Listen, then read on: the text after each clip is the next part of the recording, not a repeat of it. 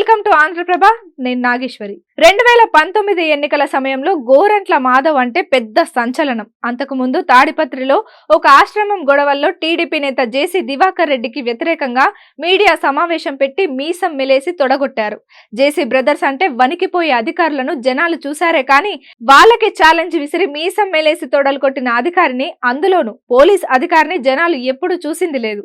దాంతో media, social మీడియాతో పాటు జనాల్లో మాధవ్ అంటే క్రేజ్ ఏర్పడింది. అప్పుడే జగన్ దాన్ని క్యాచ్ చేసి మాధవ్ కు హిందూపురం ఎంపీగా టికెట్ ఇచ్చారు. ఇంకేముంది, వైసీపీ గాలికి మాధవ్ క్రేజ్ తోడై మంచి మెజారిటీతో గెలిచారు. అలాంటిది 5 ఏళ్లు తిరిగేసరికి సంచలనం కాస్త కలలాగా కరిగిపోయింది. ఇప్పుడు మాధవ్ గురించి పెద్దగా జనాలు మాట్లాడుకోవడం లేదు. ఎంపీ కూడా జనాల్లో ఎక్కడా కనబడడం లేదు. ఇంతకీ గోరంట్ల ఏం చేస్తున్నట్లు? ఆంధ్రప్రదేశ్ రాజకీయాల్లో హిందూపురం ఎంపీ గోరంట్ల మాధవ్ది ఓ ప్రత్యేకమైన స్టోరీ.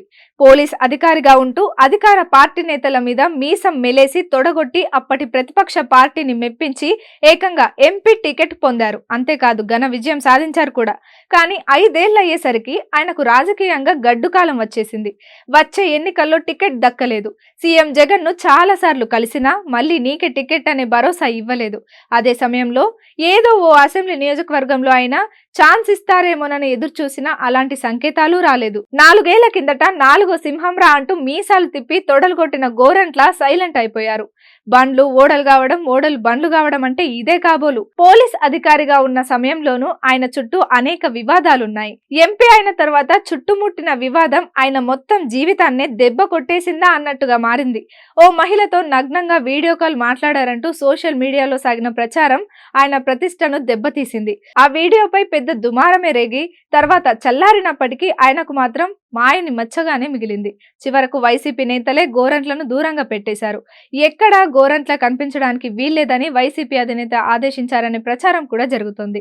ఎన్నికల సమయంలో గోరంట్లను వెనుకేసుకు వస్తే పార్టీకి తీవ్ర నష్టం తప్పదని అధిష్టానం భావిస్తోంది. అప్పటి నుంచి ఆయన రాజకీయంగానూ అంత క్రియాశీలకంగా కనిపించడం లేదు. అందుకే గోరంట్ల రాజకీయ జీవితం ప్రస్తుతానికి ముగిసినట్టే కనిపిస్తోంది. ఎంపీ కాగానే గోరంట్ల మాధవ్ కు కొమ్ములు పొడుచుకు వచ్చాయనే టాక్ నడుస్తోంది. కియా పరిశ్రమ ప్రారంభం సమయంలో ఆ సంస్థ ఎండీనే బెదిరించి గోరంట్ల అడ్డంగా ఇరుకుపోయారు. అక్కడి నుంచే వైసీపీ అరాచకాలు మొదలయ్యాయి. గోరంట్లను అక్కడ సీఎం హెచ్చరించకపోవడంతో ఆయన ఆగడాలు జిల్లా మొత్తం వ్యాపించాయి. చివరికి ఆయన అద్దెకు దిగిన ఇంటికి కిరాయి కూడా చెల్లించకపోవడంతో ఆ వైసీపీ నేత మీడియాకు ఎక్కి రచ్చ చేశారు.